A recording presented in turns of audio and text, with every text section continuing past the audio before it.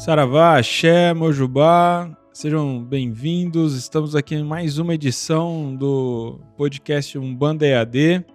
Eu tô aqui na companhia do meu irmão, amigo, Guilherme Berlink, o idealizador... É Berlink, né? Sim. Idealizador da Congarte, para gente falar um pouco sobre mediunidade, a escultura e esse trabalho que ele realiza incrível. E aí, meu irmão, tudo bem? Tudo bem. Seja bem-vindo. Pô, que legal que você tá aqui. É tão difícil a gente conseguir trazer alguém, porque ele tá aqui no interior, né? Em Bauru.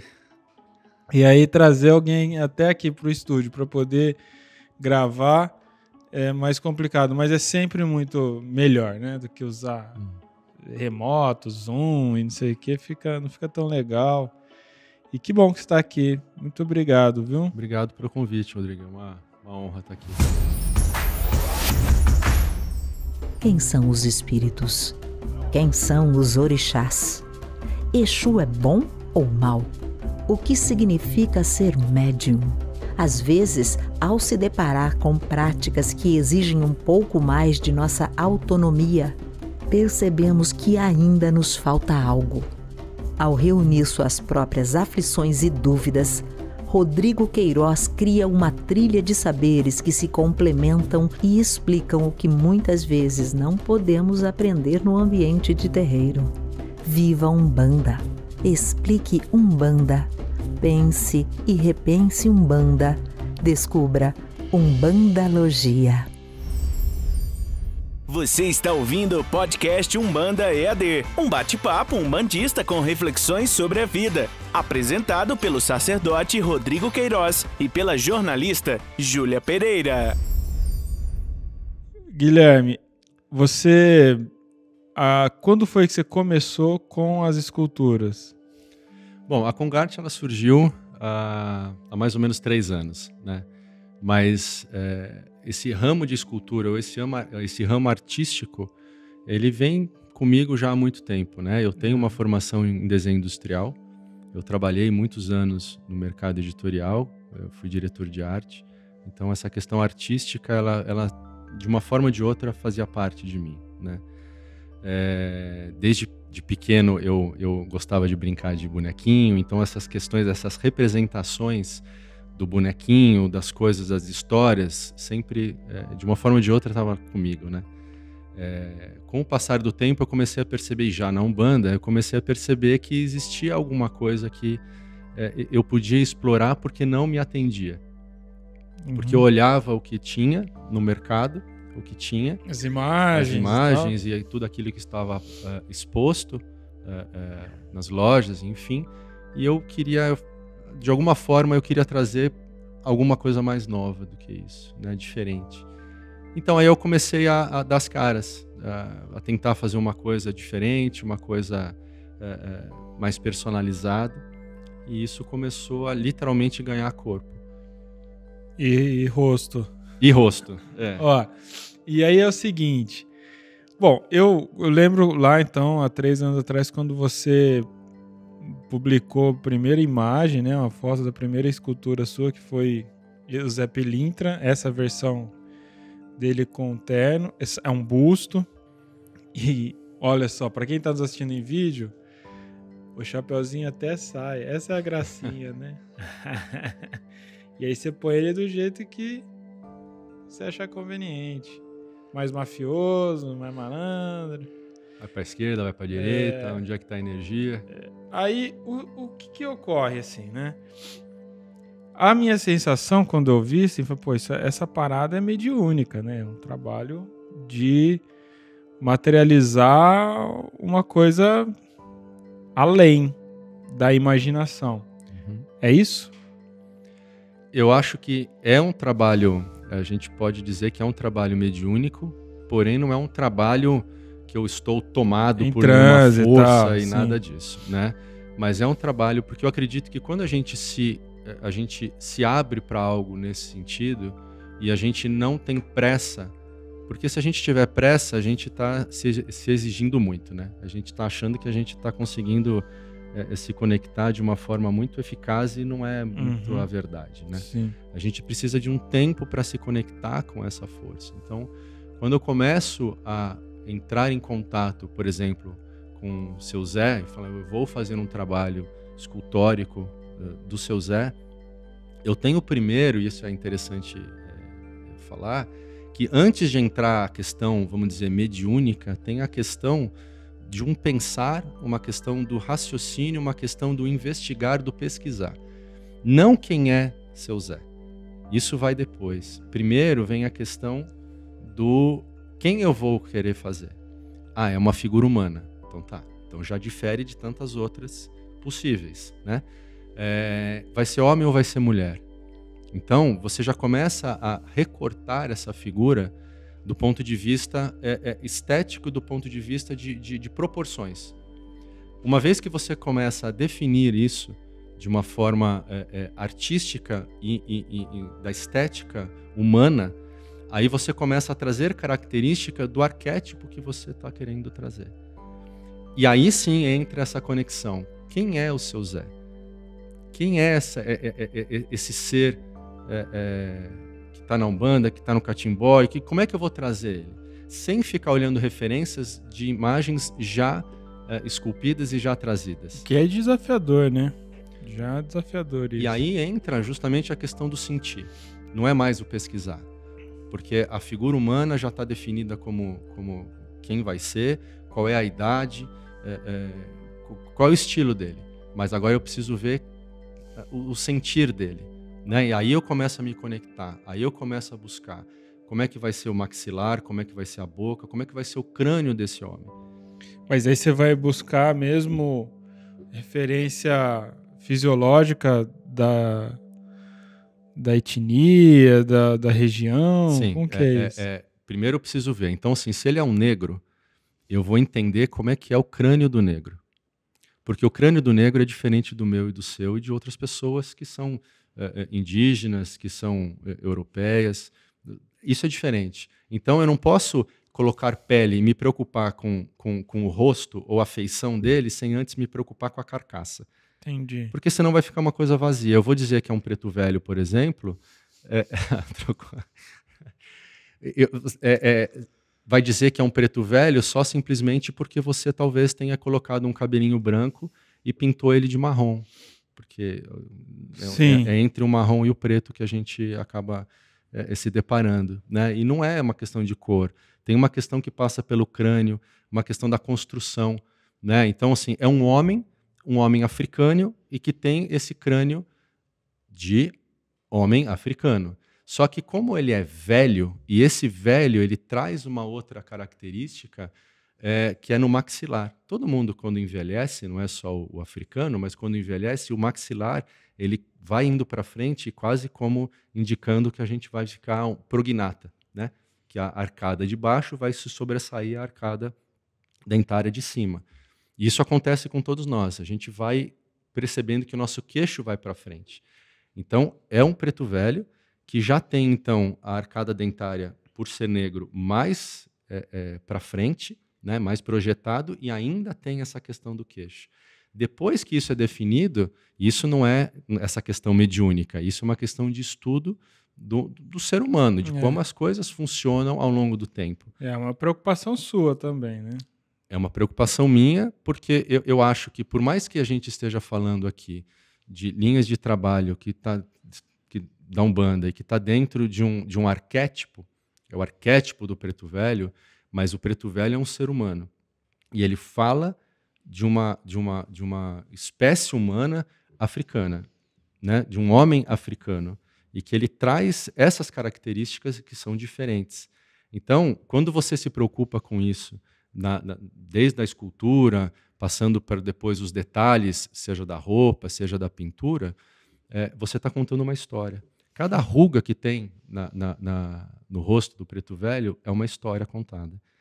Não, então, estou aqui com o Zé Pilintra na mão, né? E é isso, né? A estrutura do rosto, do crânio, a bochecha, o nariz, os lábios é muito incrível, né? O pescoço, cara. Que loucura, né? Quanto detalhe. Olha só, as marcas de expressão. A orelha é incrível. Você vai ficando assim um pouco assustado, né, com a... E quando a gente não percebe, né, quer dizer, esse seu Zé, ele tá com o rosto virado, né, a cabeça virada para o lado. E quando ele vira, alguma coisa muscular muda, né? Modifica. Então, o que é isso? Então, é colocar a mão no pescoço e ver o que está mudando. Aí pedir para o outro, vira um pouquinho de lado, vira para o outro lado, deixa eu ver o que está alterando nessa estrutura. E aí sim começar a modelar, começar a trazer esse Zé da camisa listrada é incrível, né? Você colocou, a camiseta está em movimento, né? Ela não é de tecido, mas na escultura apresenta movimento. É realmente impressionante, Guilherme. Caraca. Continua aí, eu te interrompi porque eu fui ficando realmente impressionado aqui. Então, e isso tem a ver justamente com a construção da figura humana, né? Então, você falou, por exemplo, das dobras, né, da camisa. Primeiro, é pensar que essa camisa está sobre alguma coisa. E o que é essa alguma coisa? É o corpo dessa figura. E esse corpo tem a sua proporção, né? O que é importante é entender que todo mundo tem as suas proporções específicas, mas elas são gerais também. Por exemplo, a cabeça humana, se você duplicar essa cabeça humana, a altura da cabeça e jogar ela para baixo, é a altura do tórax. Entendi. Né? Então todo mundo tem essa proporção. estrutura. Um vai mudar um pouquinho mais para um lado, mais para o outro, mas todo mundo tem essa estrutura. Quando você foge disso e se preocupa simplesmente, eu vou fazer um homem, vou colocar uma camiseta e vou pintar listrado. Você está se preocupando no final e não na construção dessa história. Então, quando você chega no final, parece que é uma coisa talvez mais vazia, né? Não tem uma riqueza porque não parece algo real. Parece que é algo que foi apenas pintado para dar o toque final, né? Mas o que aconteceu? Você fez o Zé Pilintra tradicional aqui, do terninho branco. E aí depois você fez esse com a camisa listrada. O que aconteceu? Por que você sentiu necessidade dessa versão? É o Zé Pilintra ou é só um malandro? Como que é isso? Ele pode ser o camisa listrada, né? Ele pode ser...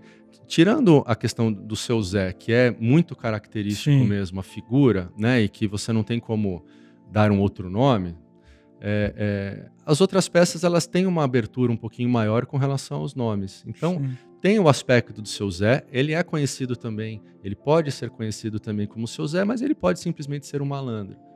Né? E aí ficou legal. Eu olhei para ele e falei assim, eu acho que ele pode receber uma outra roupagem, literalmente uma outra roupagem, né? E eu trouxe essa outra proposta. Esse não tem um chapéu, nem um boné, uma boina? Ele vem com o chapéu também, ele só não vem com o... ele pode fazer o... Ele vem com esse próprio chapéu? Ele vem com o chapéu, tá. E ele só não vem com a guia, por uma questão estética mesmo, porque eu achei que assim estava brigando os olhos essa guia... que ela é branca e vermelha, junto com uma camisa branca e vermelha também, né? Legal, bem legal. Bom, e aí, primeiro foi o Zé. O que material é esse que você usa? Uma vez você comentou comigo que... Ela é resina, o material final dela é resina. É resina? Eu tô achando bem duro. Ela é resina. Eu faço... As esculturas, elas são feitas num material que é a base de óleo, né, uma massa que é a base de óleo, ela não seca nunca, então eu posso trabalhar nessa massa o tempo inteiro, né, até chegar no momento em que eu estou satisfeito, né? Então o Zé Pilintra demorou quanto tempo para você ficar satisfeito? Olha, eu sou, assim, o seu Zé até que ele foi bonzinho comigo, porque ele foi mais rápido, né? Você pegou lá aquela massa... Eu comecei a modelar, comecei a entender o rosto humano, a anatomia humana, do mulato, né? Porque eu fui naquela história de seu Zé, né? Que assim, que é o pai é africano, não era isso? E a mãe é portuguesa, que é uma das histórias que falam do seu Zé. Então aqui já tem uma característica, então eu já precisei buscar quem era essa figura, para entender o crânio, para entender o rosto. Um nariz um pouquinho mais largo, mas não é uma pele tão escura quanto a do Preto Velho, por exemplo, né? Então eu já precisei entender isso. Depois que eu entendi isso, foi relativamente mais simples de fazer, né? O Preto Velho foi um processo mais demorado, né? Assim, para entender justamente essa questão do maxilar que eu falei há pouco. Ele que veio depois? Foi o segundo. E aí eu já trouxe esse acréscimo do fato de ter o braço, né? E esse gestual, assim, né? Então, você falou dessa questão mediúnica, né? Na hora da criação das peças, além dessa questão... Mas deixa eu só te entender. A hora que você faz lá o molde, né? Uhum. Você faz São várias etapas, né? Primeiro eu vou pegar a massa modelagem, e eu vou modelar essa massa. Aí eu vou chegar nessa figura. E ela é mole, mas ela fica estática, assim. A do preto velho tá lá paradinha. Ela é mole no sentido de que eu consigo mexer nela. Eu tenho massas que são um pouquinho mais duras, né? Mas eu consigo mexer nela. A matriz deles todos estão lá ainda? Estão lá. E é ele que você usa para fazer o molde? A partir do original. Então eu tenho a peça original que é feita nessa massa, né? Então ela é editável, vamos dizer assim, essa massa. Ou seja, eu consigo mexer nela, né? Uma vez que eu chegue no formato dela, ela já tenha todas as rugas, tudo no lugar, eu vou fazer um molde dela em silicone. Cara, e essas rugas que eu tô vendo no preto velho, tá no molde? Sim. Quando você joga a resina lá, ela já sai assim? Sai assim. Se o molde é feito da forma correta, direitinho... Molde, né? Tão bem feito, assim. Então, assim, né? a realização do molde é uma nova escultura, se você for pensar. Ah, é? Porque você precisa fazer com um determinado cuidado para não atrapalhar, não estragar a peça original, porque, como eu falei, ela é editável, ela ainda é mole, então se eu fizer alguma coisa, passar unha, por exemplo, eu estrago a peça, então eu vou ter que corrigir. Então tem todo um cuidado para acondicionar essa peça original no molde, aí eu começo o molde é de silicone, né? De borracha de silicone, Aí uma vez que o molde esteja pronto, aí eu consigo colocar resina dentro dela. Aí a resina ela vai endurecer num processo junto com o catalisador, ela endurece e fica assim. Aí ela fica uma peça final. Sim. Aí agora eu não consigo mais mexer nela. Se eu for mexer, ela quebra. Aí eu vou para o processo de pintura. Incrível. E quanto tempo dura isso?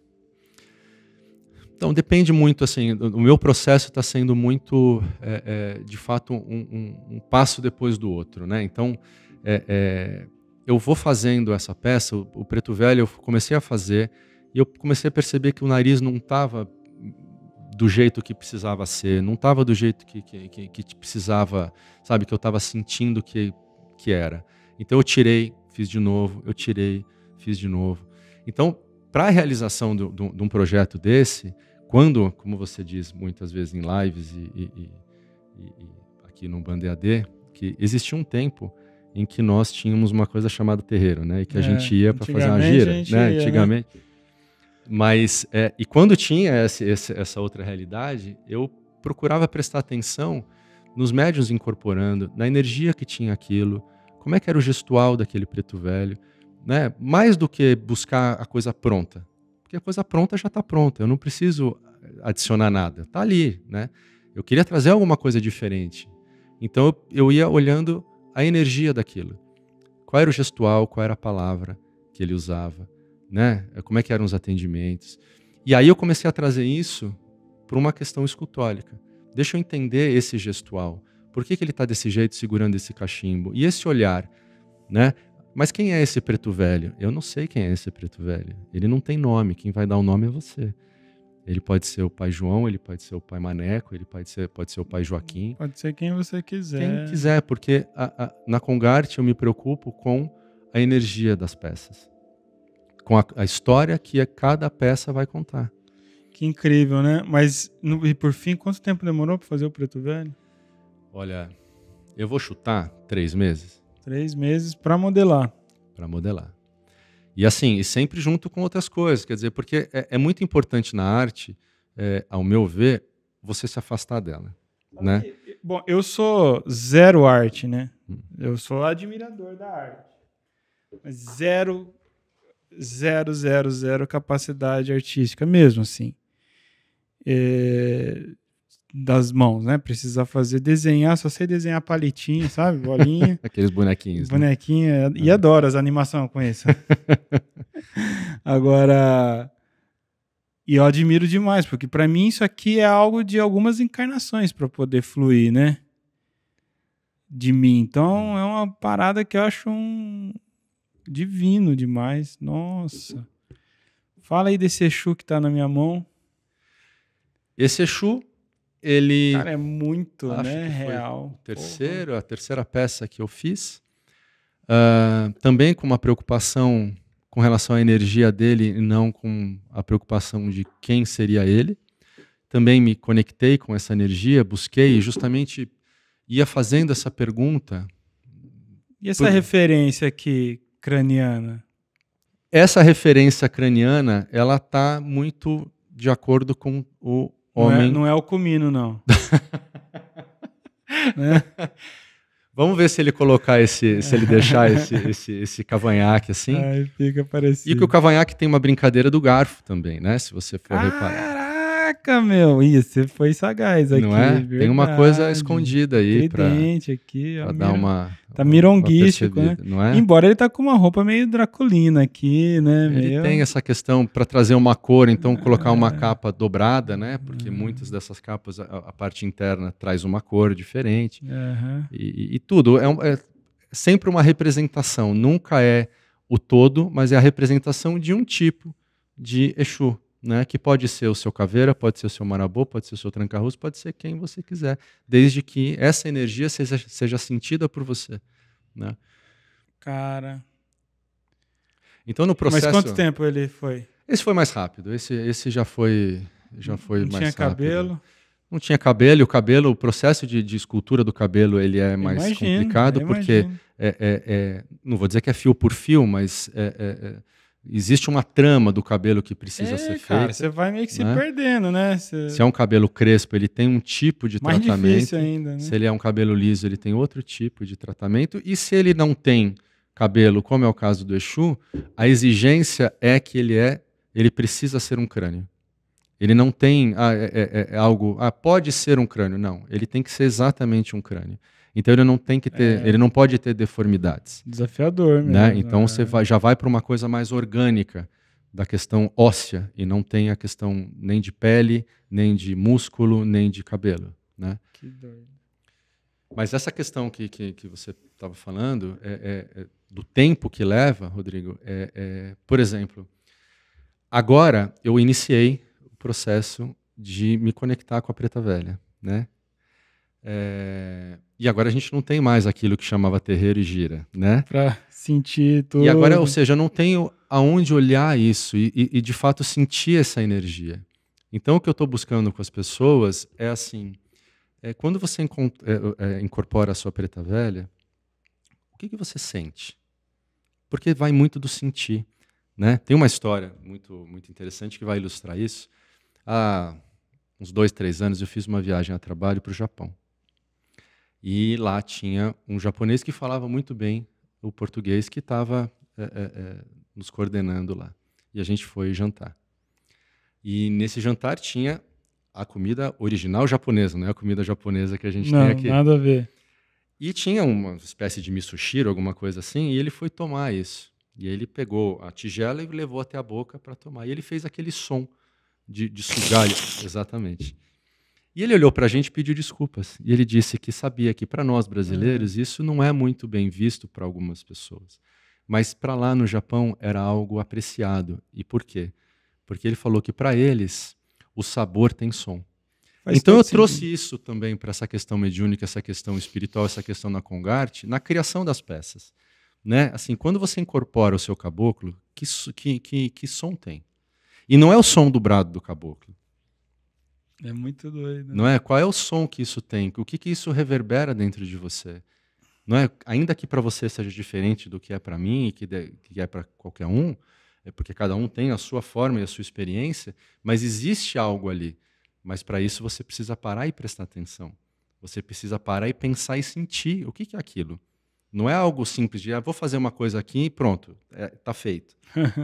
Né? Então precisa, é um processo de investigação disso e que passa por essa questão, acredito que sim, a questão mediúnica da conexão. Claro, né? muito legal. Né? Pô, agora eu fiquei pensando aqui. Uma vez eu tava com um colega, ele comendo uma maçã, cara. E aí... Caralho, que negócio foi me dando nervoso. E eu passei muito nervoso nessa ocasião, algumas vezes com ele. E sabe que eu não cheguei a falar nada, até porque a gente tem esses pudores, deixa ele, né? Mas era tão saboroso para ele estalar a língua para dissipar o sabor ali. Gostei de relembrar isso. E certamente devia estar uma delícia essa maçã. Não, cara, as várias maçãs que eu vi, era uma delícia, né?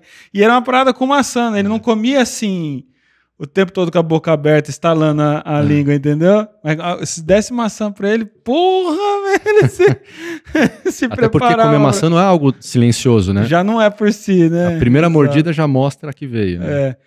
Pô, mas, Gui, eu tô muito feliz, né? Porque eu vejo o quanto é moroso, delicado e sagrado para você construir uma modelagem dessa, uma escultura dessa. E eu te desafiei, né, 1 ano atrás, falei, pô, faz aí um Exu do Ouro, né? E rolou, cara. Pô, e você fez 2 versões só de sacanagem. E realmente é um privilégio saber que a Congarte fez um Exu do Ouro muito realista, muito próximo de como eu vejo ele, como ele se apresenta aqui. E os garimpeiros que estão nos assistindo, nos ouvindo, cria identificação aí, né? E virou, né, uma figura muito importante para nós, né? A gente tem o treinamento Exu do Ouro aqui, o próprio livro, né, que é consequência desse treinamento. E ter agora a escultura dele com a Congarte quero dizer que é realmente um orgulho. E que tá aqui, né? Tá lindo, né? Ele ficou muito lindo, né? Como que foi fazer o Exu do Ouro aí? Esse é um processo também muito, muito... Cada peça realmente, quando você se debruça em cada entidade, em cada guia, em cada história, é um processo muito, muito peculiar, né? Pelo simples fato de quem está nos assistindo talvez consiga ver daqui, ou como o Rodrigo já disse, quem está nos ouvindo vale a pena ir para o YouTube para ver, que esse Exu em questão, ele não tem um rosto, né? Ele tem a marcação simplesmente lisa de um rosto, ele não tem os olhos, ele não traz nenhuma expressão, mas, ao meu ver, a ausência de expressão te dá todas as possibilidades de expressão. Exato. E né? é assim mesmo que ele se apresenta, viu? E a capa, né, quer dizer, assim, o manto, né, essa questão interna, essa questão do trabalho interno, do mistério, de estar em conexão com o que está dentro, né? Não é o que está fora. Então, assim, não tem um olhar que está te olhando de frente, mas é aquilo que está conversando com você internamente, né? Então, essa busca através de uma escultura é literalmente uma busca que você tem que garimpar essa estrutura e de começar a materializar algo que talvez esteja no campo do sentir. E como é que você vai falar do campo do sentir? Não é fácil, né? Como é que você vai trazer isso para fora? Né? Não é uma questão da cor. Não é uma questão aqui da base que você pode fazer imitando talvez uma pirita, outra vez, né? Quer dizer, uma questão do ouro em si. Não é a cor que vai fazer, né? A cor não faz nada. A cor, ela vai, é o toque final, é a cerejinha do bolo. Mas esse capuz na modelagem ficou, cara, incrível, né? Ele tem também, é justamente esse jogo, é uma cabeça que está levemente voltada para baixo, não está fechada em si, mas ela tem uma possibilidade, ela está entre o que está à frente e o que está dentro, né? Então existe essa conversa, porque de nada adianta, e a gente espiritualmente aqui falando, dentro da Umbanda, não adianta nada você ficar só no campo das emoções e estar dentro e não jogar para fora, né? É uma questão de estar dentro e estar fora, é esse diálogo que muito o Exu do Ouro e também os outros guias tratam isso na gente, né? É a cura do que está dentro e a relação com o que está fora. Pô, e agora, recentemente, eu tô aqui na minha mão, é meu esse, tô felizão. Você fez esse caboclo, cara, mas é muito rico em detalhe. Bom, esse penacho aqui já... Risquinho por risquinho, quanto tempo levou para você então, fazer? Eu tive muita pena de mim mesmo para fazer esse cocar, né? Assim, porque eu comecei a fazer esse cocar. Primeiro que eu precisei estudar, né, Rodrigo? O cocar brasileiro, né? Porque é muito diferente do cocar do índio americano. Uhum. Porque a estrutura de amarração é diferente, os materiais são diferentes, as penas são diferentes, os pássaros, portanto, são diferentes, né? Então, não bastava eu pegar um cocar americano e colocar ali. Não conta a história, não bate, fica esquisito. Então, eu comecei a estudar os cocares possíveis, dos pássaros possíveis que existem em tantas etnias aqui, em tantos povos originários aqui, né? Para entender o que seria isso? Porque é uma peça à parte. E é uma peça extremamente importante chegar à construção do cocar, né? Então o cocar foi o último que eu fiz. A peça já estava inteira pronta. E eu comecei a fazer o cocar. E esse é o resultado, eu acho que do terceiro ou do quarto cocar que eu fiz. Porque os outros eu não gostei, o formato não estava do jeito que eu queria. Um deles quebrou porque o material era muito, muito rígido. Então ele sofreu um probleminha ali, um acidente. E aí eu cheguei nesse formato que é muito, muito, muito característico dos povos. E muito... Mas é muito realista, assim. É impressionante mesmo. E aí você teve que fazer um estudo de crânio aqui também, aí no eu índio, fiz também, né? para entender, né? Porque a gente que é... Muitos de nós, que talvez que estejam assistindo, ouvindo... Porque assim, ó... O Zé Pilinto, Preto Velho e até esse Exu parece que segue uma forte... O Exu aqui, no caso, ele segue essa tendência africana, né? Uhum. A genética aqui dele. Sim. E aí aqui no índio já, pô... Eu rompi com isso. Embora se olhar bem assim, parece um pouco você, hein, cara? Meio mais escurinho, assim. Mas vamos lá. Mas na construção... O desafio foi justamente, eu preciso entender quem é esse indígena. Eu preciso entender quem é.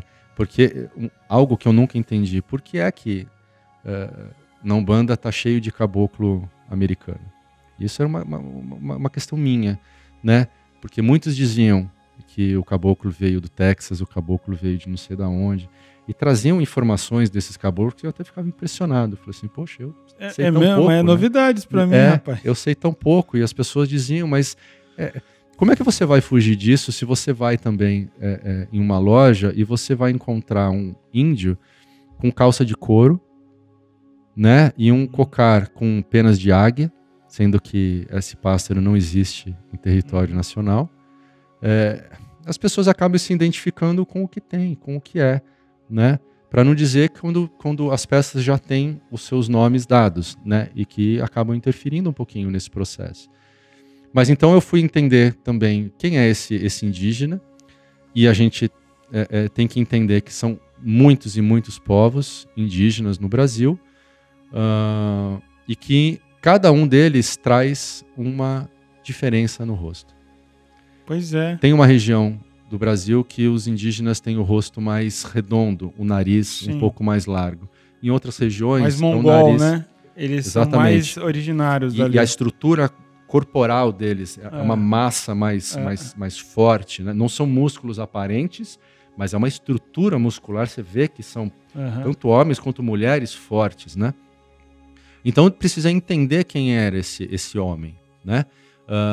E aí sim, eu fui entender esse crânio, eu fui entender essa anatomia, eu fui entender o nariz, a boca, toda essa estrutura, para que ao colocar um cocar, não fosse, como você falou que parece comigo, mas se eu colocar um cocar aqui, você vai falar, cara, é um homem fantasiado. Exato. Né? Eu preciso primeiro entender todo esse corpo, toda essa anatomia, para que esse cocar possa pertencer a esse homem. Essa é a diferença, né? Então eu vou começar a entender isso através dos estudos, através desse trabalhar com o sentir. Eu até escrevi lá no Instagram que eu estava querendo criar esse caboclo, eu não sabia o que eu ia fazer com ele, como é que ele ia ser o gestual, que história ele ia contar.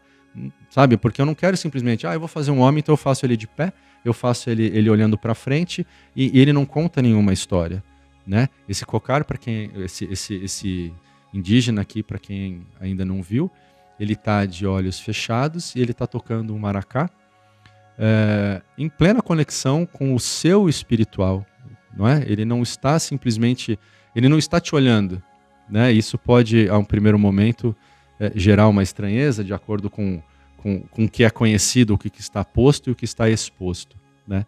Mas ele traz essa conexão total com o espiritual. Há quem diga que ele está na sua frente e ele está fazendo um rezo para você, ele está tocando o maracá para você, né? Então todo esse processo, então na orelha ele tem bambu como alargador, né? Então também tem essa anatomia da orelha com alargador, que é totalmente diferente. Então tem essa questão do estudo também de como você deformar, no bom sentido, né? Mas como você vai deformar uma orelha.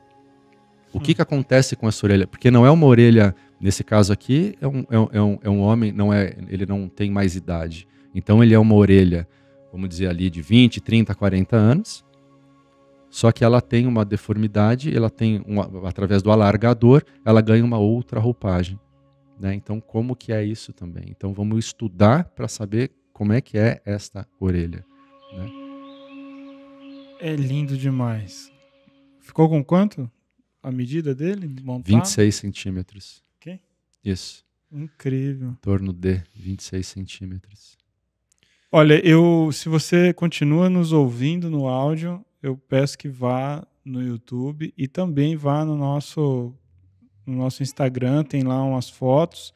E tem o Instagram da Congarte, né, Gui? Sim. Que é? @_Congarte.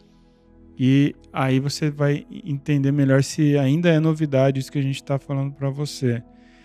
Caiu na graça, né? Acho que quando você começou, trouxe identidade para muita gente, né? Sim, Como que foi essa experiência? Assim, é muito, muito interessante perceber como também é um processo. A Umbanda é muito rica e dinâmica, né? Assim, ao longo do tempo, precisa se fazer algumas atualizações. Sim. Né? A gente, enquanto pessoa, precisa ir atualizando. Uhum. E as pessoas começaram a me procurar e dizendo assim, esse preto velho não tem nome, mas eu consigo dar nome. E o fato de eu conseguir dar nome e ter a liberdade de poder dar um nome, isso já é enriquecedor. Já. Né? Os feedbacks das pessoas têm sido dos mais variados e as pessoas começam a dizer que se você tiver essa escultura de 2, 3, 4 pretos velhos, um do lado do outro, as pessoas parecem que percebem que cada um tem uma energia. Ainda que saiam do mesmo molde, mas são pintados de formas diferentes, porque é tudo pintado à mão. Uhum. Né? E as misturas de tinta, esses dias alguém me perguntou qual que é a cor que você usou para pintar o índio. Eu não sei. Eu sei a mistura de quais cores, mas o resultado dela eu não sei. Da pele. Ah, né? Não existe uma cor específica que eu vou lá, tem um tubinho e eu vou. É uma mistura de algumas cores que vai dar esse resultado. Mas aí isso vai ser replicado agora milhares de vezes. Como que você faz com esse tom? Todos eles são feitos na hora. Normalmente eu coloco na bancada 5, 6, 7 e aí eu vou fazendo um por um e aí eu faço essa mistura. Então vamos dizer que por lote as cores vão ser absolutamente iguais. Tem uma pigmentação mas separada no próximo lote já vai ser diferente. Né? Vai ser ainda, claro, é um tom de pele. Se o tom de pele ficar verde, sim, tá errado. Aí é o Hulk. Aí é o Hulk. aí o índio tá bravo, né? Mas, então existe esse processo de fazer um a um e de fazer as misturas um a um e que vai dar uma característica, além da questão religiosa, mas a questão da arte. Da arte enquanto uma peça única. Tem até umbigo, cara. Eu teria deixado passar batido fácil o umbigo aqui, ia ficar lisão. Como assim? Como não vai ter umbigo? Precisa ter os detalhes. Cara, né? É incrível, incrível. Os mamilos do índio. Tem tudo. Incrível mesmo, assim. Tem que pegar pra entender, né? A gente vai tentar mostrar muito nas fotos, nas imagens, mas é muito detalhe, Gui. É uma viagem, né, mano? Eu me debruço nisso, eu acho que os detalhes fazem toda a diferença. Mas você usa uma lupa, alguma coisa? Ainda não preciso. Eu imagino que eu vá precisar em breve, mas eu ainda não preciso. Vai depender também da escala, do que eu preciso, até onde eu preciso chegar no número de detalhes, né? Mas existem algumas técnicas escultóricas ali que eu ainda consigo dominar sem precisar de lupa ou de qualquer outro artifício assim, mas e as pessoas têm recebido muito bem, tem sido, as pessoas estão me perguntando agora da turma feminina, né? Você tá vacilando, né? Eu tô vacilando. Plena era do feminismo. Então, quero deixar claro que nada contra. Não é machismo estrutural. Não é machismo estrutural, é uma questão mesmo artística, de autodesenvolvimento, porque é muito diferente você fazer uma figura masculina do que uma figura feminina. Nossa, imagina. Né? Você já tem você cresce com um espelho, né? Se olhando no espelho, literalmente isso. É muito mais, me parece, né? Eu sou completamente ignorante no que eu tô falando agora, mas me parece fazer mais sentido, né? Você começar a modelar a feição masculina do que o feminino. Até porque a expressão masculina, ela tende a ser uma expressão mais carregada, né? Então, às vezes você erra um pouco a mão, vamos dizer assim, no ato da modelagem, da escultura, é muito fácil você sair de um rosto feminino e passar para um rosto masculinizado. E nada contra, né? Cada um tem o seu rosto, tem o seu biotipo e está tudo certo. Mas, de novo, quando tem uma ideia original, quando eu começo a perceber qual é essa energia, o que eu preciso fazer, o que eu quero fazer, o que eu escolho fazer do ponto de vista estético, né? Aquilo, muitas vezes eu breco isso. A Dona Maria Navalha já está para nascer já há algum tempo, está lá. Mas ela está lá não porque eu abandonei, mas porque eu estou num processo de conexão ainda que eu não consegui ainda entender o caminho daquilo. É uma incorporação, né, para encarnar, né, na modelagem a força espiritual. Porque imagina só, a Maria Navalha passa a ser, embora você tenha dado nome já para ela, né, mas ela passa a ser, na sua mão, aí, na sua escultura, representante de tantas outras Marias, né? Sim. Tantas outras mulheres. Eu imagino que talvez venha na sequência uma pombagira universal, também, como veio o Exu universal. Sim. E isso é de uma importância muito grande, né? Igual como esse índio, né? Esse caboclo. Então, para mim, vai ser o Tupinambá, para o outro vai ser o Birajara, para o outro vai, né? Isso. E é isso, né? É incrível. Mas dá para personalizar? Se eu trabalhasse com pena azul e pedisse pena azul, possível. Você abre esse espaço? Sim. É possível. Mas ele tem que comprar direto de você, né?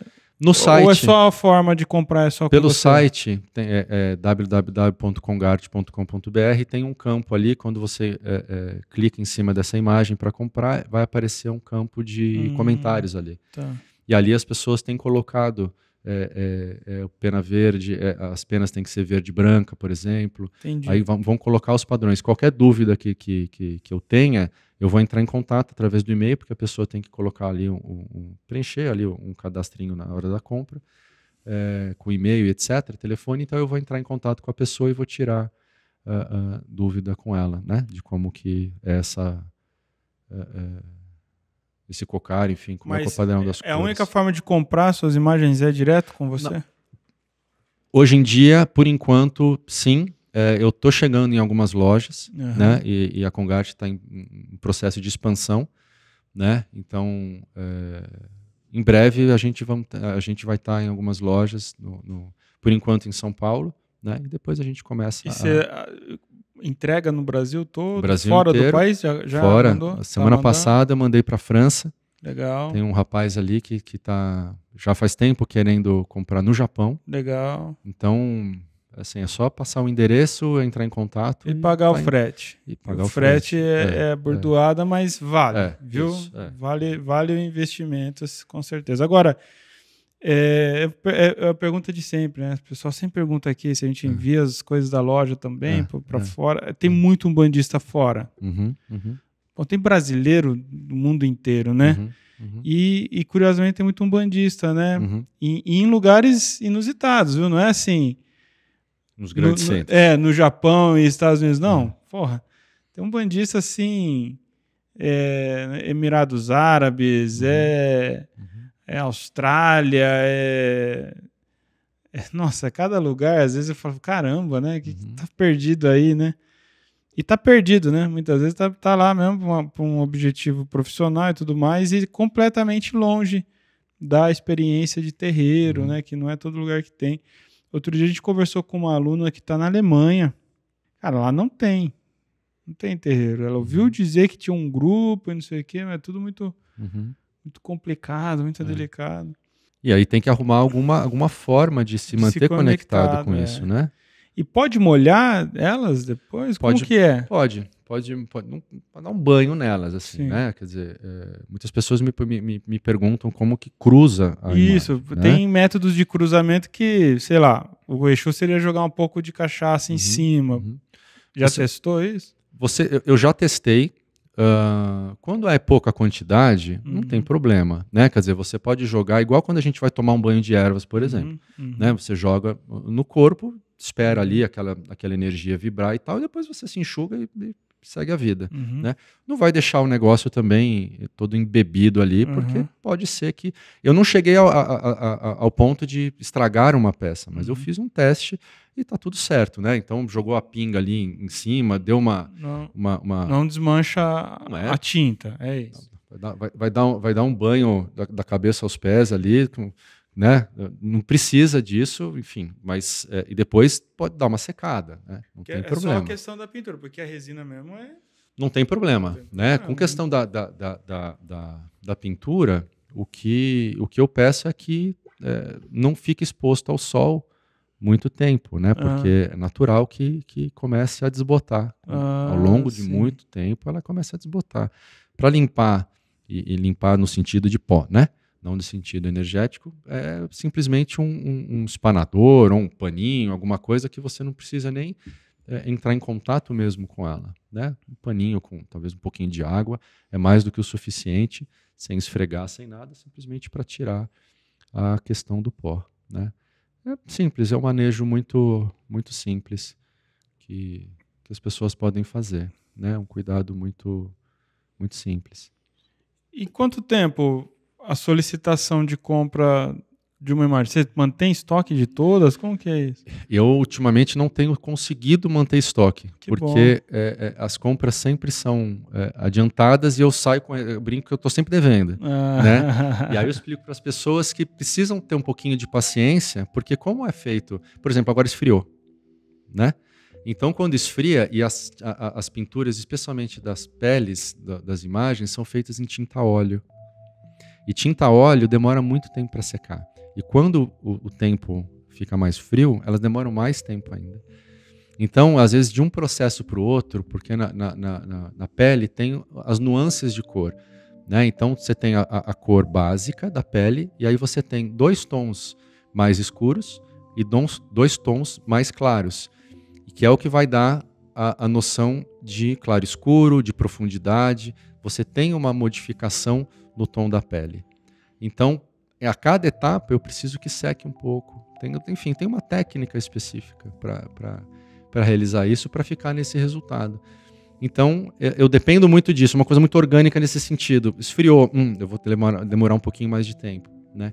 Então, normalmente, o caboclo agora, né? Eu pedi inicialmente 15 dias para eu receber, para eu enviar. E os pedidos foram, assim, muitos. Não parava de chegar assim que eu lancei. Chegavam 2, 3, 4. Pessoas compraram 4 imagens que eles vão presentear. Isso é muito legal. Você compra para dar de presente, né? Porque é tão especial para você que você quer entregar esse especial para o outro. Né? É incrível. É lindo, lindo, lindo.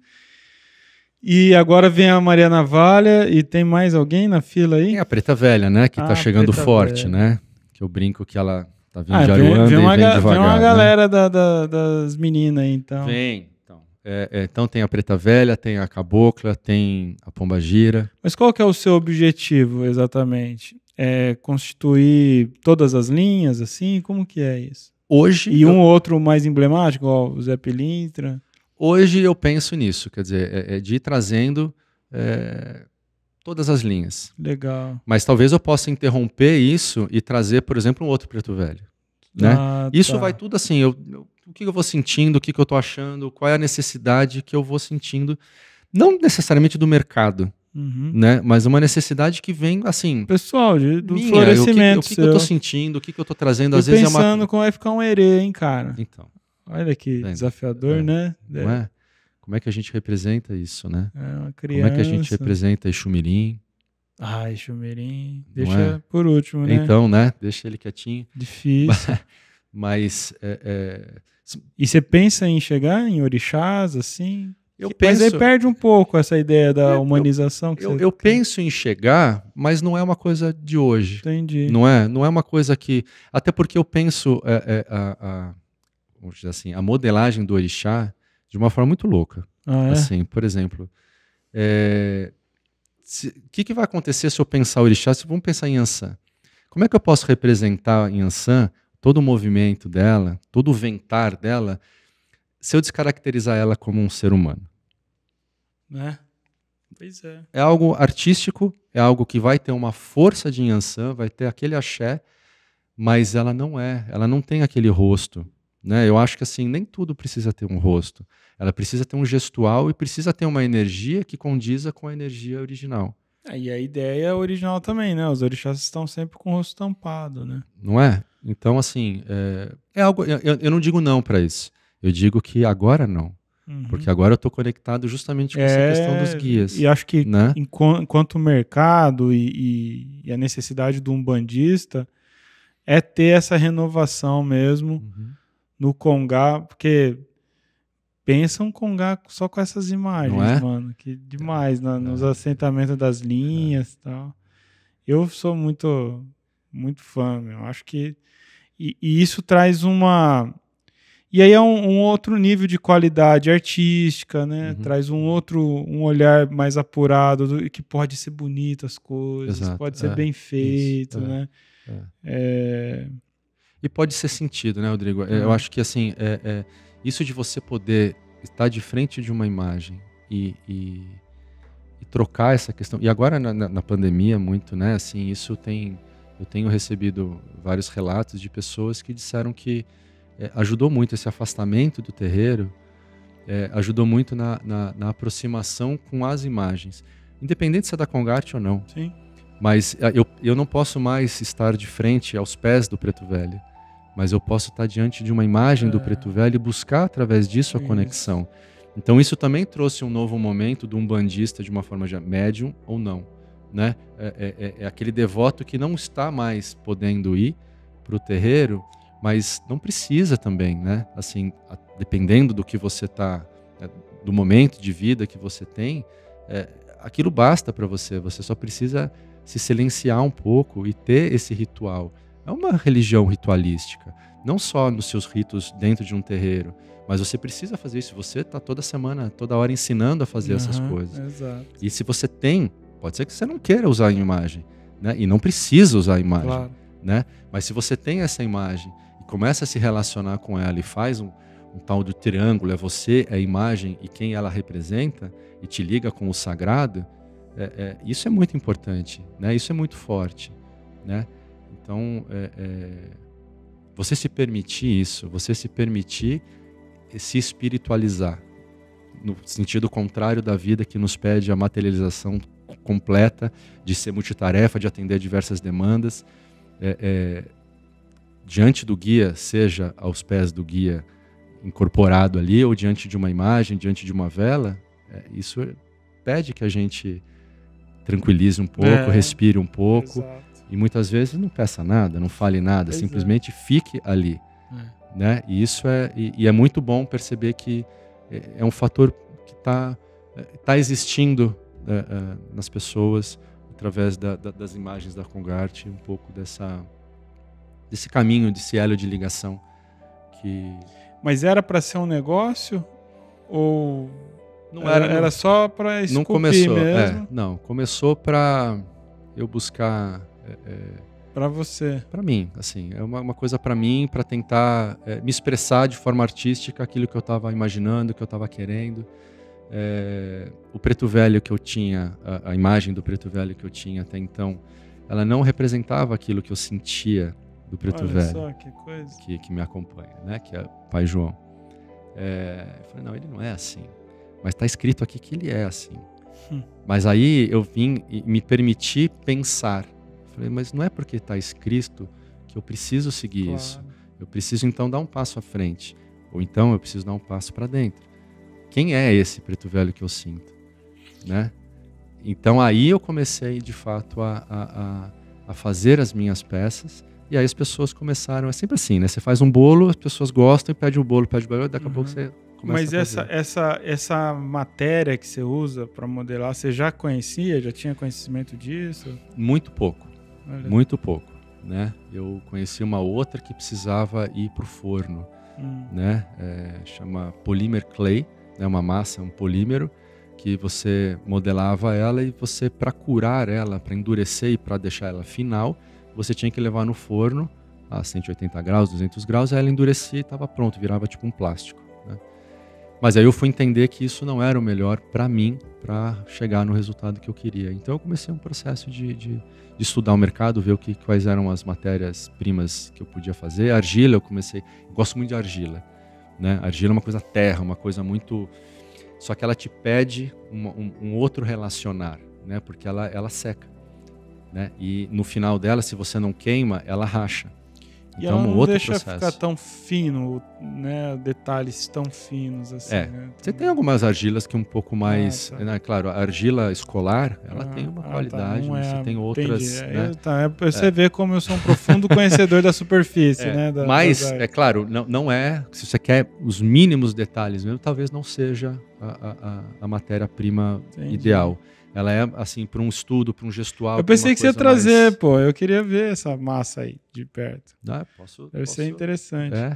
Mas e qual foi o maior perrengue, assim? Então, aí você começou, você fez lá, sei lá, desde da ideia de fazer uma escultura dessas. Até hoje, qual foi o maior perrengue que você teve? Olha... O nó, sim. O nó é que eu acho, assim, eu sou muito perfeccionista. Eu sou uma pessoa chata, né? Assim, e eu tô fazendo uma coisa e eu percebo que... se boi sabota mesmo. Entendeu? Assim, não tá legal, cara. Não tá legal. E se pra mim não faz sentido, eu não tô sentindo aquilo, eu não tenho por que continuar. Sabe? Por mais que faça sentido... O perfeccionista é difícil ele concluir. É difícil, né? Assim, é um parto para você finalizar, então? Pra você falar, acabei mesmo? Então, eu não acho que nenhuma peça está acabada. Entendi. Você condicionou de... É o que tem para hoje, mas amanhã pode mudar, entendi. Chega num ponto, e até fiz é bizarro. Fiz um post no Instagram falando da Clarice Lispector, né? Que ela escreveu um livro, e na época com máquina de escrever, e ela, ou seja, tinha os papéis ali, e ela colocou na gaveta. E perguntaram para ela, por que esse livro, enfim, esses textos estão na gaveta? Eu falei, porque ninguém vai querer ler isso. Não, eu preciso ver e tal. E aí, por tanto insistir, eu acho que o editor dela, enfim, vamos publicar. Não precisa nem dizer o que aconteceu, né? Claro, sucesso, as pessoas amaram e tal. Aquelas histórias. Mas é isso, assim, chega num ponto que, assim, eu preciso jogar para o mundo. Eu preciso terminar. Aí é uma questão mesmo, sabe? Tá na hora do parto? Eu quero ficar mais um pouquinho. Não pode mais. Agora você já precisa... Mas talvez o maior perrengue seja essa gestação. Você está sempre na medida provisória. Então, por enquanto é isso. Pode ser que nunca mais você mexa, mas pode ser que sim. Mas eu olho para ela. Eu gosto de olhar essas minhas imagens, né?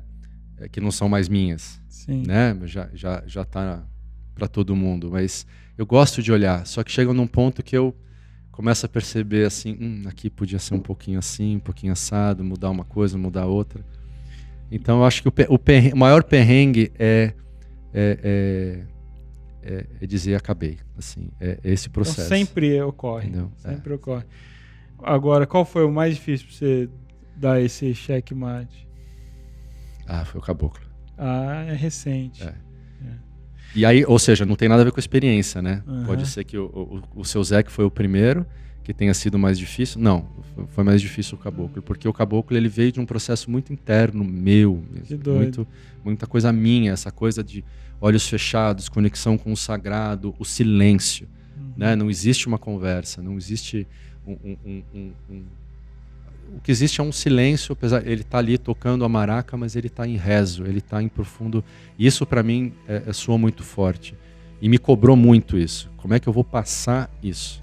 Você precisa ver essa maraca mexendo, você precisa ouvir isso. Tem uma coisa que é sempre complicado para esse tipo de produção. Por exemplo, estou aqui vendo a base de madeira do Preto Velho, né?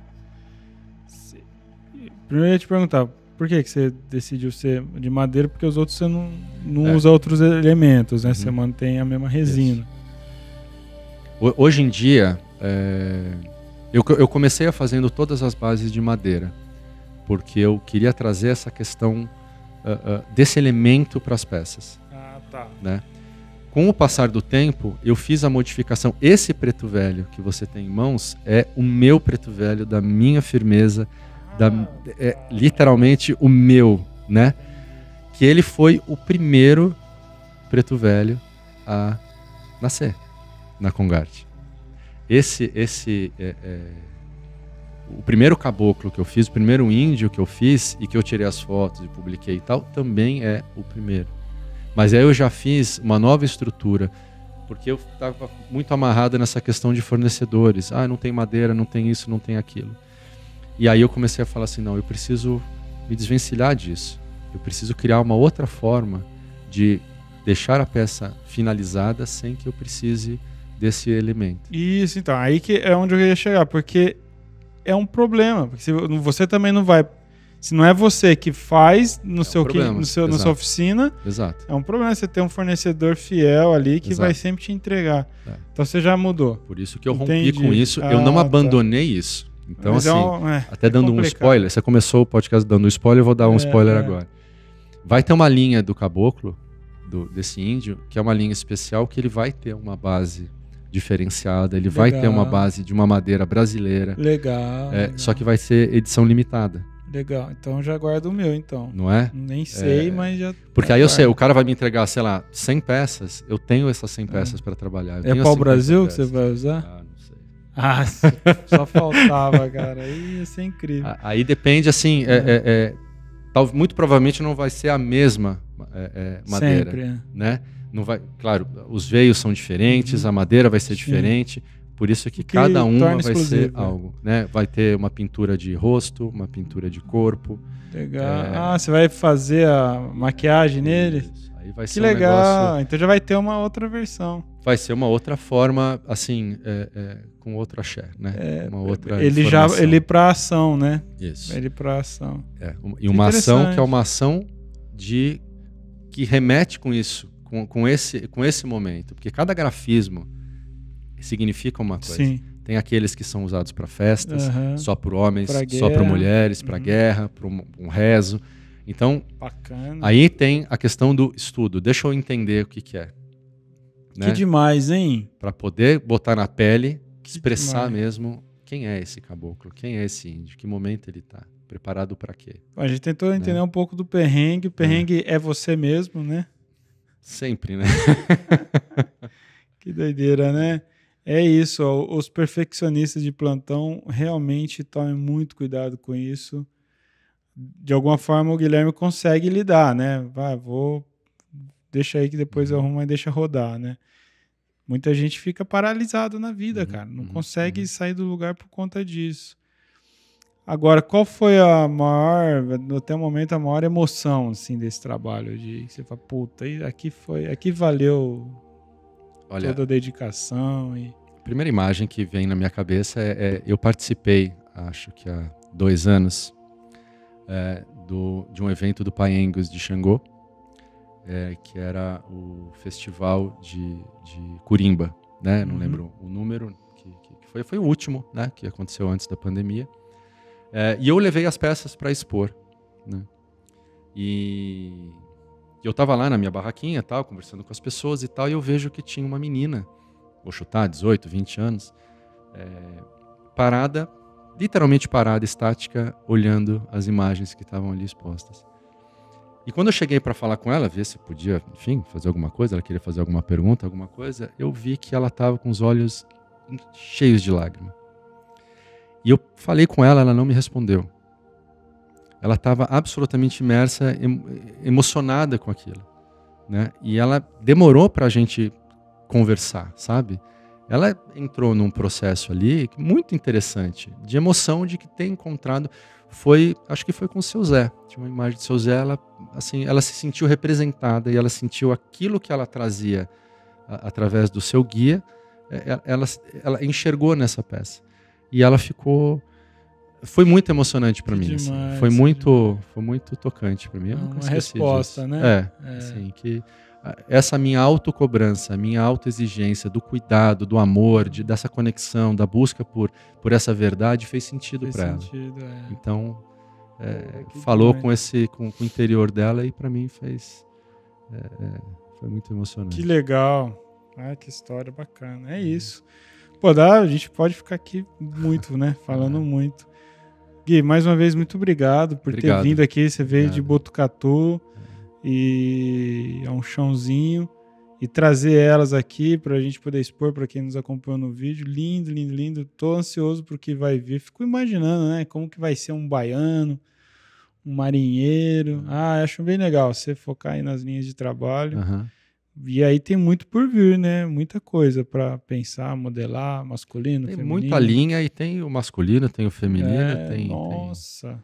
Tem muita coisa para isso, né? Então o caboclo você já viu uma outra forma também de fazer ele. São infinitas possibilidades, né? Isso tá também a base está faz parte, é tudo de resina. Não, então já tá ali no original. Sim, tudo faz parte do mesmo molde. Tá. Né? Nesse caso, o braço é outro molde, o cocar, né? É outro molde, e aí que tem os Desde encaixes, o primeiro, né? já o braço do caboclo já era separado? Já era separado. Porque você já sabia que ia ser bucha. Porque o transporte é muito difícil, né? O processo do transporte via correio. Você modelou a parte mesmo. A parte, E a coisa da escala e não sei o quê. Parece parte, que é mais difícil ou não? Na verdade, a modelagem ela foi feita inteira, né? Ou seja, com o braço. Só que aí eu fiz um carinho, um processo de uma cirurgia. Eu Entendi. Amputei o nosso amigo. E aí eu fiz o processo de encaixe, né? Do macho e fêmea. Tem um processo de ímã, né? Que você consegue colocar sem ter a necessidade de colar. Mas se você quiser colar, é possível também, quer dizer, o de casa eu colei, né? O meu específico. Eu vou ter que colar, depois você me ensina aí como é que faz. E é um processo de uma escolha, né? Quem quiser colar, eu vou ter porque não vai ser só eu que vou acabar manipulando. Isso, e às vezes para limpar também vai passar um espanador, alguma coisa. Para não achar o braço dele no meio do Zé Pilintra, eu vou garantir que não saia do lugar. Que demais. Pô, é isso, Umbanda, esse é o Guilherme, essa é a Congarte e essa é a família das esculturas que traz axé, traz realmente representatividade, vida, né? Eu realmente desejo que todos tenham a oportunidade, em algum momento, estar diante, presencialmente, de uma escultura dessa. Eu fico pensando que é um trabalho artístico, mediúnico, muito, muito incrível de fazer, de meditar, né? Que é um processo de muito silêncio, né? Sim. E é só você mesmo, né? Você que esculpe, não tem... Não, só você falou que você tem já ajudante, mas é só para... Sim, no processo de pintura... pintura, de algumas partes da pintura e eu finalizo a pintura. Tem uns processos que são mais automáticos na pintura. E quem é o tipo de pessoa que se candidata para trabalhar nisso? Olha, você sabe que tem muita gente que se candidata a trabalhar com isso que são manicures. Cara, sério? Porque a manicure, eu nunca tinha pensado isso. Exato. Eu nunca tinha pensado isso. A manicure trabalha com pincel. Porra, o dia inteiro, meu. E trabalha com pincel com precisão. né? E não só o pincel, o alicatezinho lá. Né? Controle ali com a mão. Arrancar um pedaço da unha da pessoa ali, do dedo da pessoa. Né? Então, muitas se interessam, acabam se interessando por isso. Mas como que você anuncia então isso aí?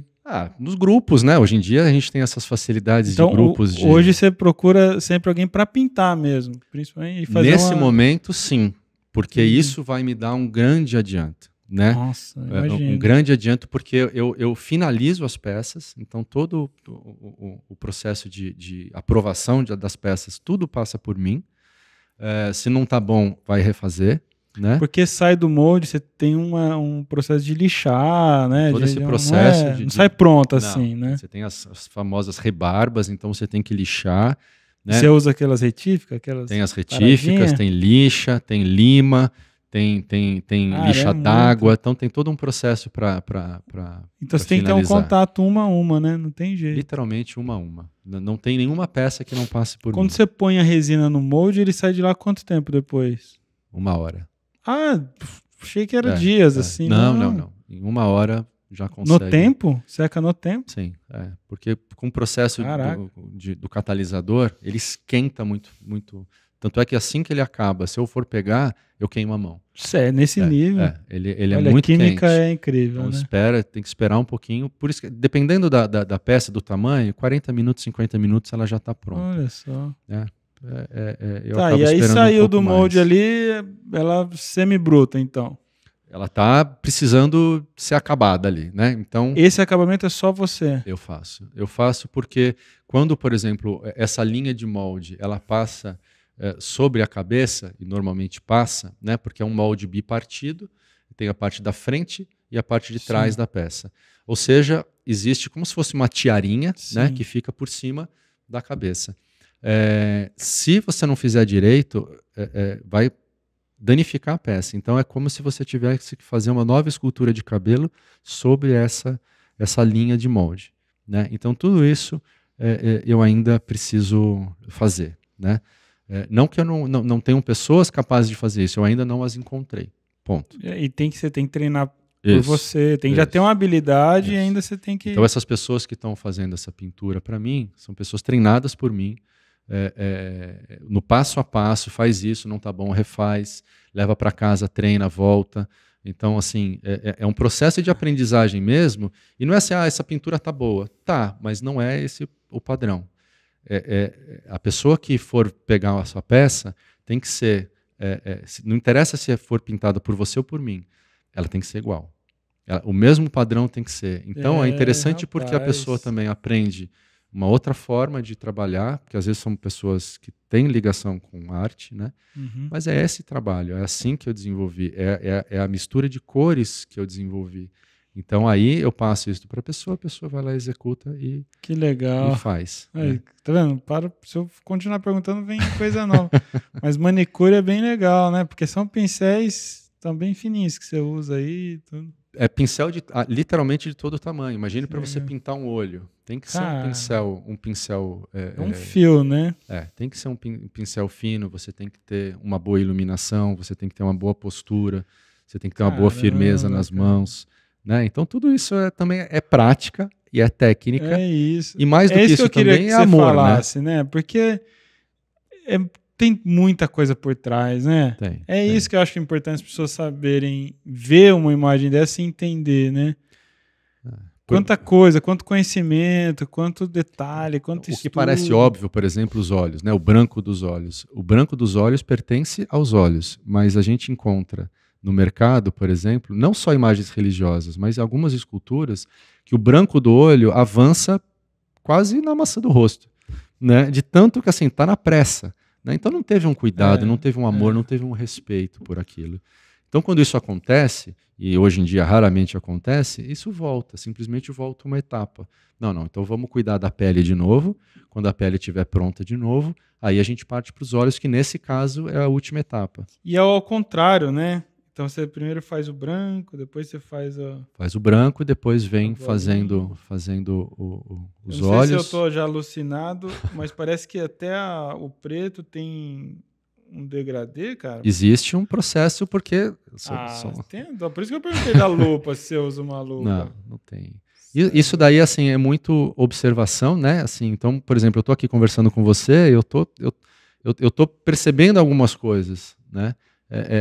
Às vezes eu estou conversando com pessoas no almoço, no jantar, enfim, e eu estou olhando que a boca, o nariz, como é quando você sorri, qual é o músculo que mexe, a gente começa a ficar um pouco esquisito, né? Você dá o holofote para aquilo que você se interessa. Porque aí depois, quando eu vou para a massa, eu consigo reproduzir aquilo. É incrível. Né? Porque um rosto parado fica de um jeito, mas que músculo que vai mexer para você sorrir? E como é que isso vai reverberar nos outros? É muito legal, bochecha, né? A Umbanda traz experiências tão incríveis para nós, né? Igual eu, lá atrás fui tão tocado pela importância de ensinar, de educar, trabalhar com a comunicação de várias formas, né? E hoje isso aqui, né? O podcast mesmo é o gostoso, né? E aí falando de Umbanda, e você, uns pintam quadros, você fazendo essas esculturas e tantas formas que tem da gente manifestar a nossa fé, manifestar aqui e trazer revolução, né? Então, até fazendo um gol, você pode comemorar de tal forma que traz Exu uma pode revolução. Aplaudir. E Exu pode aplaudir. Para quem é antenado, entendeu a referência. Se não entendeu, digita no Google, né? Isso. Exu pode aplaudir, Exu aplaude o gol, que né? gol Exu aplaudiu. Exatamente, vai aparecer ali. Né? E é isso, acho que você que está nos ouvindo, é importante meditar sobre isso, né? Pensar sobre isso, que às vezes a gente lida muito aqui, eu falo muito sobre mediunidade, é um dos meus principais temas, né, Guilherme? E as pessoas estão muito presas assim, né? O que é a minha mediunidade? Vai fazer a minha mediunidade? Eu vou incorporar e quando e o quê? E isso tudo são formas da espiritualidade se comunicar através de você, né? E cada um de nós temos uma sintonia perfeita, uma sintonia própria, né? Muito embora eu incorpore o caboclo e você possa incorporar, mas a sintonia perfeita minha não é estar incorporado e talvez com você. A sintonia perfeita é isso que eu vejo aqui, né? Talvez a minha seja na hora de falar exatamente, né? Manifestar isso que é tão importante para mim. E essa fica a sugestão, né? De você compreender que entre o ritual e aquela coisa dinâmica básica existe aquilo que é só seu com a espiritualidade, que está aí para se manifestar. Você tem que abrir mais a mente e se entregar, se permitir. Interessante, desculpa te cortar, André, mas eu lembrei de uma frase que uma vez eu ouvi, porque a gente vem vendo ultimamente, tem muitas pessoas que vão buscando as plantas de poder, né, que vem trazendo isso para a Umbanda e vem, não vou dizer misturando, eu vou dizer se utilizando, sim, né? Então, por exemplo, o uso da ayahuasca, que a gente vem ouvindo muito por aí. Então, as pessoas buscam alterar a consciência. Mas essa frase que eu ouvi, ela propõe o seguinte: qual é a consciência que você quer alterar? Né? Porque se você pensa em alterar a consciência, algo que você tem será alterado. E você está se preocupando para onde você está indo, mas não onde você está, quem você é. Né? Então, acho que tem muito disso, assim. Que estágio eu estou? Aonde eu estou? Eu estou nessa minha presença mesmo? Eu estou sentindo? Eu não preciso... Por que essa necessidade? Assim, né? Qual é o nome do meu caboclo? Pô, não sou eu que vou te dizer. Exato. Não é? Se você não souber, não tem problema nenhum. Mas espera. Vai chegar a hora que você vai saber. A Umbanda também é uma religião que atua no tempo. E é o tempo seu, não é processo, meu. Né? Cada um tem o seu tempo, cada um tem o seu processo. E se o seu caboclo não falou para você... E outra, quem disse que eu vou saber também? Exato. Né? Às vezes eu também não sei, então não sou eu que vou responder. Né? Mas sabe de uma coisa, né? Que dentro de um processo metodológico, você ter uma imagem dessa, por exemplo, te ajuda muito. É mesmo? Porque vai refinar a sua concentração, sua ligação, seu processo de intimidade com essa força espiritual, né? Então, quando você gosta, tem gente que tem repulso à imagem, é outra história, né? Sim. Mas aí você estabelece assim, uma figura como essa, que é tão rico em detalhe, tá? Aí você vai ali no processo de firmeza. Eu tenho meu malandro, mas não sei o nome dele. Eu sei que não é Zé Pilintra, tá? Então tem esse cara aqui. E eu tô aqui, eu filmo, eu coloco o elemento, coloco a cachaça, a cerveja, e tô sempre aqui. Isso vai me ajudando a manter, sustentar o relacionamento e vem, coisa acontece. Gui, alguma coisa que eu não perguntei que você gostaria de ter respondido? Não, eu acho que eu queria encerrar então, e a gente fala muito de ancestralidade, né? E eu queria falar de quem veio antes, então agradecer também quem veio antes, quem me trouxe até aqui, né? Acho que isso é importante, a gente honrar quem veio antes, né? Então, eu passei por 3 terreiros, né? E eu quero agradecer então aqui, porque lá atrás eu já te assistia, no primeiro terreiro, da Babá Mônica, então agradecer, eu não sei, eu perdi contato com ela, mas... A Mônica Berezutti? Não, tá. Outra Mônica. Mas é filha do pai Ronaldo. Sim. E depois o pai Paulo, que eu passei por ele também, o pai Robson Andriani, mãe Pati Andriani, da Cabana Luz de Aruanda, que eles têm muito a ver também com o nascimento da Congate. Né? Então eu queria também deixar o meu beijo, o meu abraço, porque é muito importante você estar num momento que você precisa virar uma chavinha e acreditar em algumas coisas. E às vezes são as pessoas que muitas vezes você acha que não vai ter muita ligação. E elas vão lá e te falam alguma coisa que te dá coragem para seguir. Exato. Né? E também agradecer também o Kamasi. Né? Eu faço questão de agradecer o Kamasi. É uma referência, acho que para todos nós. Quem não conhece, enfim, precisa demais conhecer. Né? Um artista brilhante. Kamasi Guimarães. Kamasi Guimarães. Um artista que assim, eu me inspiro muito, que eu tenho a honra de poder conversar com ele, de me passar algumas questões. Acho que isso é muito importante. Ele é de onde exatamente? Que eu sigo ele. Ele está em São Paulo. Ele tá em São Paulo. Pô, eu vejo umas fotos que ele coloca de natureza, então não é lá. Ele deve fazer umas andanças por aí, né? Ele também tem um trabalho tão peculiar, né? Sim. A gente estava falando aqui dessa dificuldade de material, tudo. Eu tenho a sensação que ele faz uma imagem só, né? Eu acho que ele trabalha com moldes aqui, também, né? Então, um pedaço dele... Então... vai se repetir, mas por exemplo, essa roupa aqui não dá para garantir quanto tempo Quando ele trabalha com tecido, então ele tem uma equipe que vai executar a parte de, vamos dizer, de costura, né? Então, uma parte ela é replicada, ele faz a escultura disso. Esse algum aqui, cara. Aqui, isso daqui já é uma luminária. Maravilhosa essa luminária. Tá. Né? Então, mas aí umas fibras naturais, né? Enfim, eu não sei exatamente... Porra, essas imagens que a gente está vendo tá no perfil, né, do Kamasi Guimarães no Instagram. Kamasi, só isso, Kamasi Guimarães, tudo junto, sem acento. Ele é brilhante, uma pessoa maravilhosa, um artista incrível. Quem ainda não entendeu de quem a gente está falando, né? Só para esclarecer, quando, muitos anos atrás, de repente, começou a surgir imagens de orixás com feições humanizadas, não era mais de santo, mas lá de africanos, corpo preto e tudo mais, imagens lindas, começou a surgir no mercado, é dele que a gente está falando, foi o Kamasi que criou. Depois vem um processo de réplicas e pirataria que se estende até na versão de gesso hoje, tudo mais, mas é isso, pensa lá, você que está na Umbanda há mais de 20 anos, quando você lembra quando começou a surgir as imagens lindas dos orixás, aí é dele que a gente está falando. Foi ele que abre, né? Ele abriu muitas portas, né? Muitas possibilidades, né? De enxergar diferente, de você poder representar de uma outra forma, né? Isso é muito importante. Queria conversar com ele. Dá uma moral para nós, Kamasi, se estiver ouvindo. Ele é uma pessoa espetacular, certamente ele vai... E é um processo, né? Você ficar no processo de escultura, você fica muito conectado com a força, né?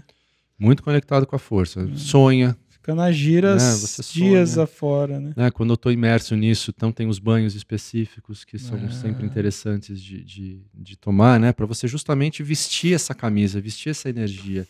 Você está envolvido com isso, né? Isso aí você estava agradecendo aí a ancestralidade. Isso, não, ancestralidade mais ou menos, né? Entre aspas, né? Mas é quem veio antes, né? Então, agradecer mesmo. E você tocou uma coisa sobre pirataria, né? É sempre bom a gente falar e deixar um pedido aqui para que a gente tome certos cuidados, né? Tem chegado aí no mercado do Kamaz e as imagens da Congarte, que são pirataria, são frutos de crime, e a gente não precisa disso, né?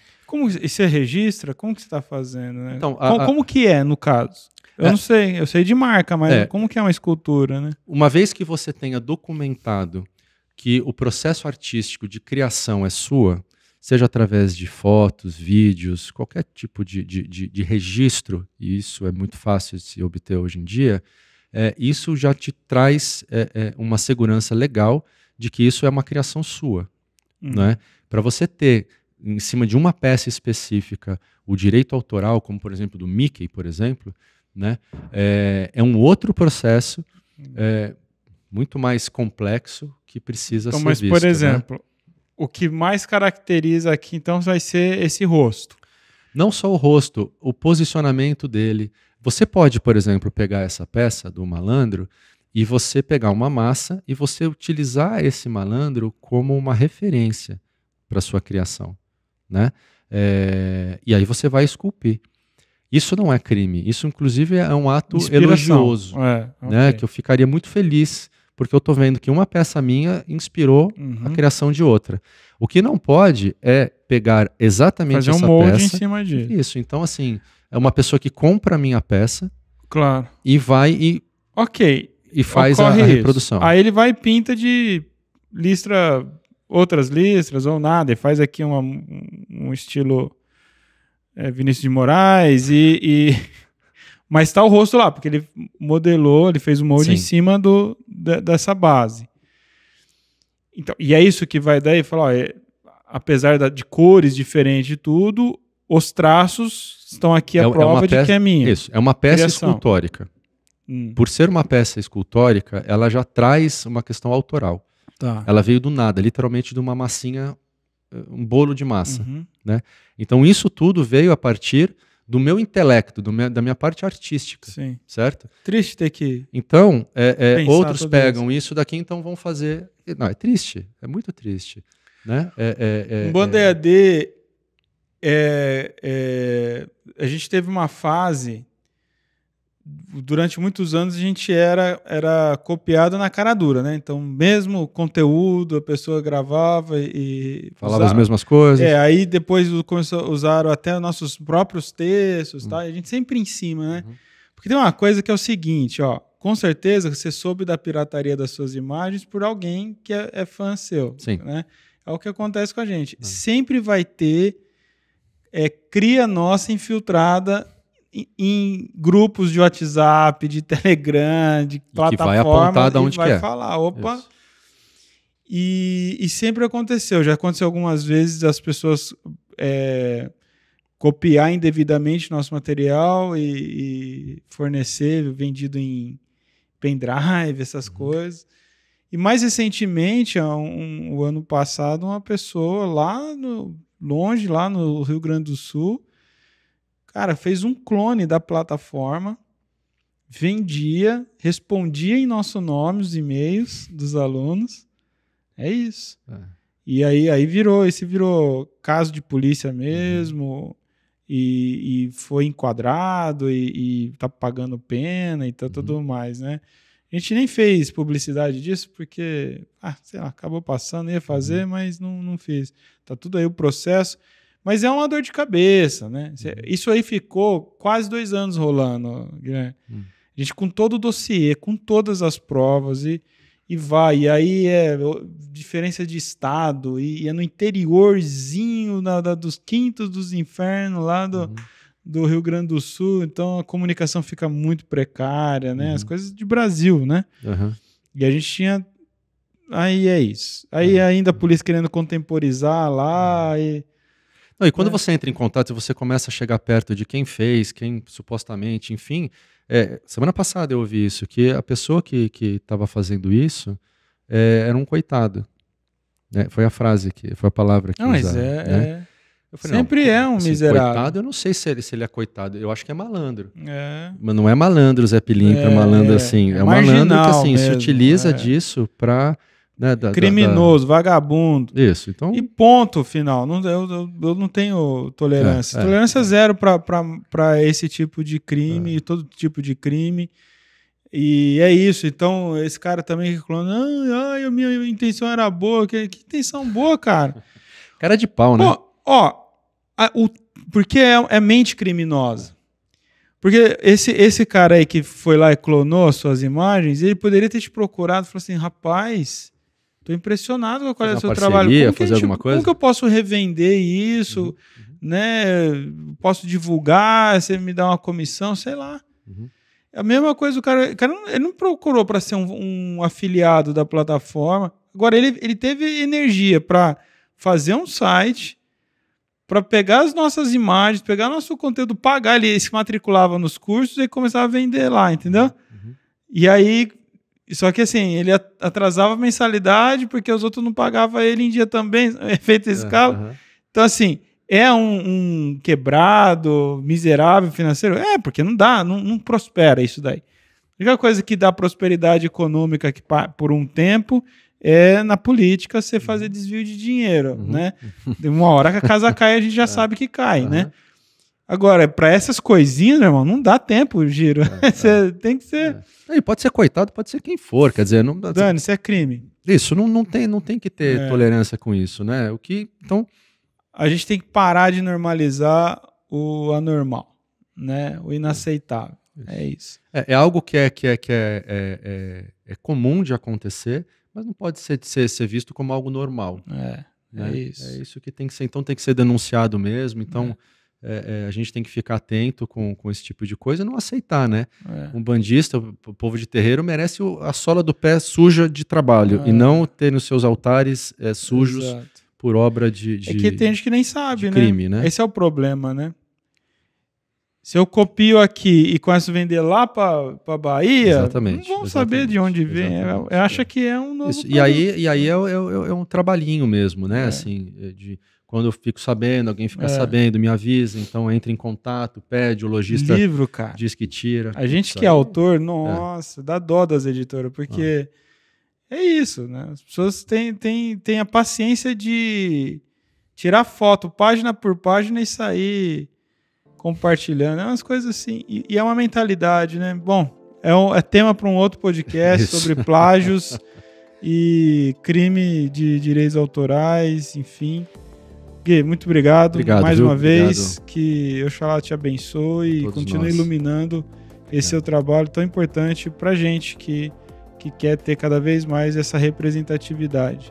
Você que nos acompanhou, você que nos assistiu, muito, muito obrigado pelo privilégio da sua atenção e a gente volta na próxima edição. Tchau!